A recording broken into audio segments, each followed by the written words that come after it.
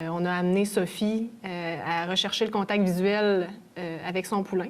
Là, on est rendu à aller chercher un contact olfactif. Veux-tu nous parler un petit peu là, de ce que tu as fait pour les amener à avoir un contact olfactif ensemble? Oui, alors là, maintenant, le contact visuel est présent au lieu de la charge qu'on avait au préalable. Donc, le deuxième sens qui va être sollicité, comme tu l'as dit, c'est l'olfaction.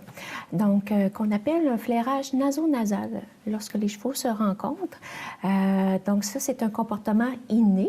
C'est un rituel de salutation que les chevaux utilisent entre eux. Donc, ils vont se sentir naso à naso. L'équivalent humain de ce comportement-là, c'est une poignée de main. Alors, je suis là entre Sophie et son poulain pour les stimuler à faire ce flairage naso-nasal-là entre eux. Et c'est ça qui est intéressant, c'est que l'humain peut recréer ce comportement-là avec son cheval. Donc, c'est très simple. Il suffit d'étendre la main de façon à ce que le cheval baisse la tête et vient sentir le dessus de notre main. À ce moment-là, on attend 3 secondes et ensuite, on retire notre main.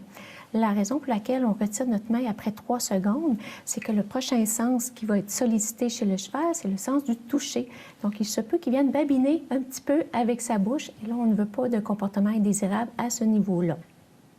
Donc là, ensuite, une fois que Sophie va avoir le réflexe d'avoir un contact olfactif avec son poulain, la suite, ça va être qu'elle ait un contact tactile. Oui. Donc, qu'elle commence le toilettage avant qu'on puisse les réinsérer ensemble là, en liberté. Oui.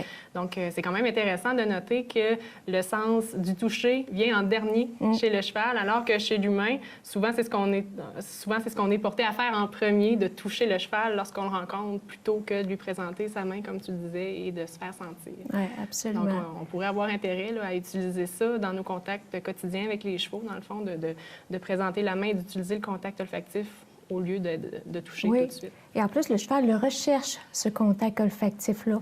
Quand on n'a pas cette connaissance-là, on ne le voit pas. Mais maintenant qu'on sait que le cheval recherche un contact olfactif, dans plusieurs situations au quotidien, il va tenter de faire ce comportement-là. Ne serait-ce que quand on ouvre la porte de box pour aller mettre un licou ou une laisse et l'amener. Donc, le cheval va tenter de faire un contact olfactif. Quand on a un objet aussi dans les mains et qu'on s'approche du cheval, il va tenter d'aller sentir l'objet aussi.